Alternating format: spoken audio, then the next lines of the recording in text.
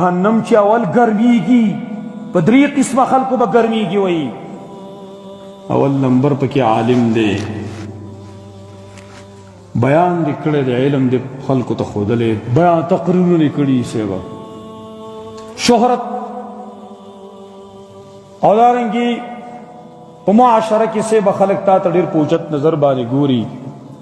هلته شیطان نیت خراب کیسته عجب انسان کې پیدایش ریاکاري په انسان کې راشي نو الله به ته نعمتونه خپل وریاد کې دیرګي څه کړي یا الله ستا دین مې خلکو ته رسول، علم مې زده کړی، دین مې رسول، الله به ته کذب ته دروغ دی ویل. تا خو دې لپاره علم کاوه چې خلک وایي چې دا ډېر غټ عالم دی، غټ شیخ القرآن، شیخ الحدیث، غټ مقرر دی، هغه تا ته ویلی شي دا جهنم ته راکاږئ.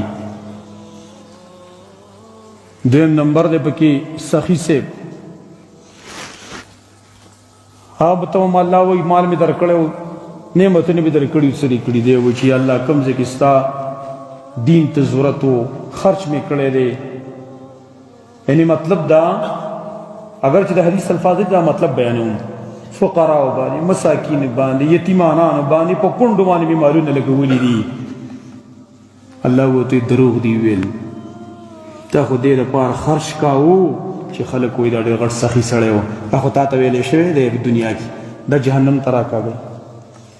او دریم شهید خپل نفس یې قرباني کړی، الله ته به ووایي چې یا الله ستا دپاره مې خپل نفس قرباني کړی. الله وایي دروغ وایې، تا خو دې دپاره جهاد کوو چې خلک وایي غټ مجاهد، ډېر جري، ډېر بهادر دی، هغه تا ته ویلی شوی دی، دا جهنم ته راکاږئ.